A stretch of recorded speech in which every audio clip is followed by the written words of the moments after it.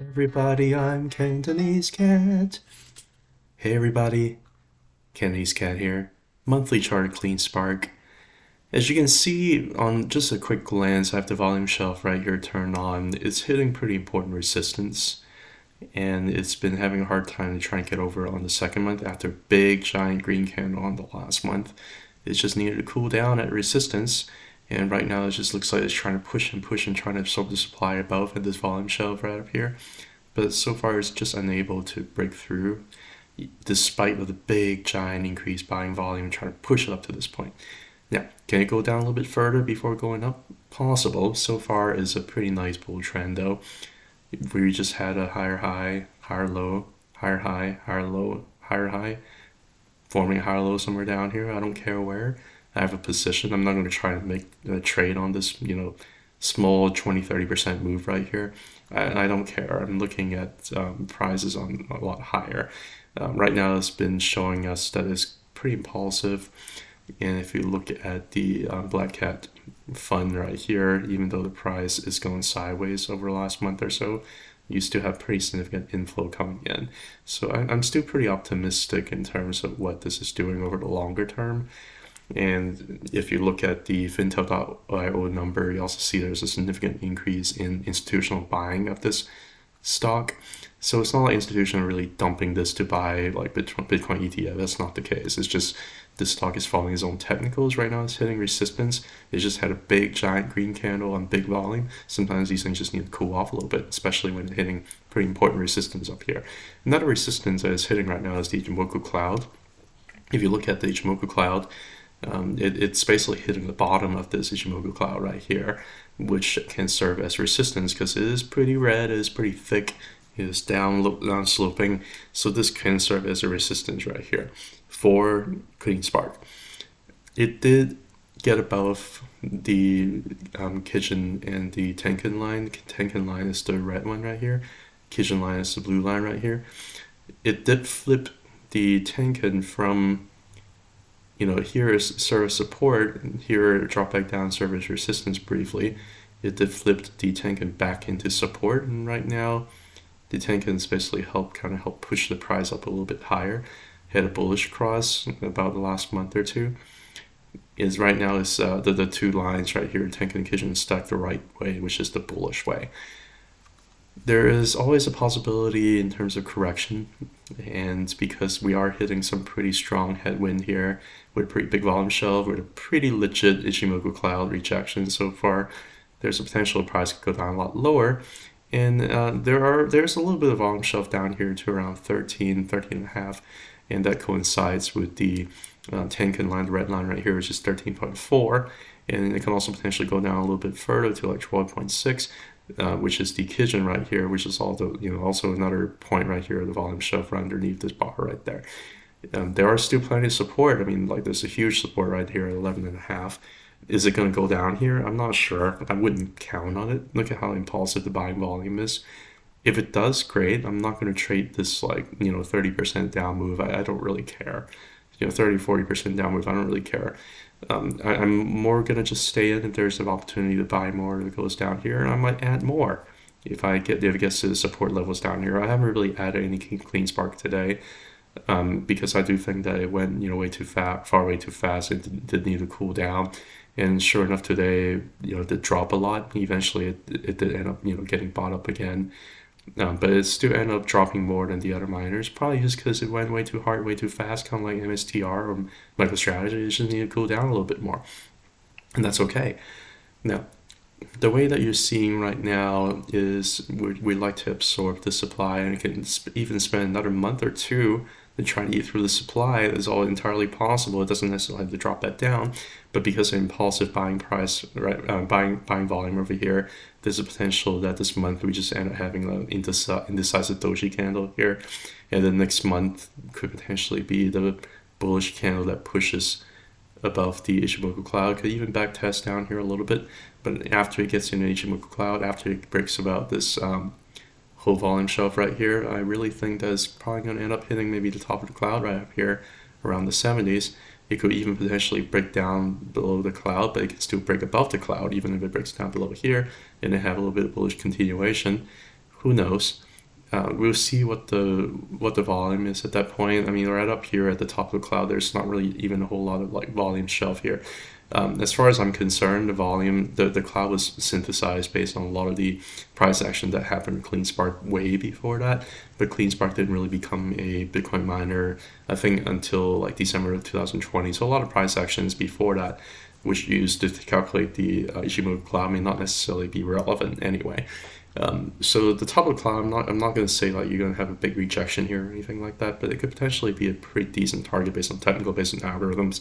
I can see it potentially getting there, and maybe even beyond that. I most likely, if you make me point a gun to my head, which is a little bit violent. I'm sorry, I'm a cat. I'm not a violent animal, but well, actually, I take that back. Cats are pretty violent. But if you point a gun to my head, ask me whether or not it's going to hit up the targets up here, I would say it's possible.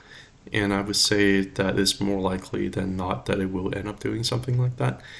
Now, if you do end up doing a Fibonacci level, I'm going to do it from this top right here to the bottom down here. I'm going to get rid of the Ichimoku cloud because sometimes I can look a little bit busy. You can also see that this big giant volume shell is also right at a very important Fibonacci level, which is 0.382 after you got rejected from 0.5. It basically just kind of hovers right underneath the 0.382 and trying to break above this Fibonacci level here too. Again, I can see potentially hitting some of the targets up here. Like I think $100 for CleanSpark is not unheard of, especially based on the crazy institutional accumulation, based on crazy volume that you were seeing down here. I think the party most likely have just gotten started. Another reason why I also say that is if you look at the Bollinger Band is just now, fully expanded, and the 20-month moving average is just now starting to curl up here. I think that usually you see something like this after a Bollinger Band squeeze, like you did here, in a full Bollinger Band expansion. You're going to allow the price to continue to have Bollinger expansion to allow price to go up higher. The price is really going to have a hard time go up higher when you have price way outside the upper Bollinger Band, especially on the monthly. You're going to end up having some resistance here, but I think next month Bollinger Band is going to expand, and that could potentially allow price to go up even higher after it touches the Bollinger Band again and find a little bit of support over here. It could potentially go higher over the months. So that's kind of what I'm seeing. And that's also part of the reason why you're seeing a little bit of resistance right out here for CleanSpark, which is completely expected. I'm not really that concerned about it. Now, if you look at a weekly, it did bounce from, through the top of the upper Bollinger Band way above. It got rejected and went back down. Right now, it's kind of going sideways for weeks number 1, 2, 3, 4, 5, 6. And it's trying to get above this volume shelf right here for 6 weeks in a row. It's spinning up a lot of energy. You have the 20-week moving average really starting to point up here. And the Bollinger Band is starting to contract a little bit. So that tells me that maybe another big move is going to come soon, with the 20-week moving average pointing up, with price being inside of the upper Bollinger Band. It could potentially go back down and test the 20-week. Who knows? Maybe it doesn't. Maybe it just kind of hovers around here because of a pretty good support here. It looks like, again, it can always break down because it did spend a lot of time to test the support down here. So it can potentially break down and find a spring and then bounce up. I don't care. I mean, I see enough support down here to make me feel more comfortable. And I see the price action has really been very, very much a bull trend with higher highs and higher lows, and now it's forming higher high and trying to find a higher low. I don't really care to trade these 30 or 40% move. I'm more looking my eyes up above. Again, I'm not here to tell you what to do. This is not financial advice. I'm just kind of telling you what I'm doing. I could be completely wrong. I could lose a bunch of money on it, and that's on me. And but that's kind of what I'm seeing, and I just wanted to show you what I'm seeing in case it makes sense to you, in case this is also logical to you. If you look over at the bull market support band, I like to have a little bit of a view here with the bull market support band together with the 50 and 100 together with it. You can see that the bull market support band means something. If it's up pointing, that means it's a pretty bullish bull market going on. Price can keep going up and not necessarily having to touch it, but eventually end up finding it's a support on the way up, and it's dragging the upper Bollinger Band up further right now. It's dragging the bull market support band up higher right now. If the boomerang support band is pointing down, most likely it's going to serve as pretty bad resistance, as it has done throughout the bear market over here. But right now, we're changing trend. Right now, it's serving as support, and it's very, very much upsloping.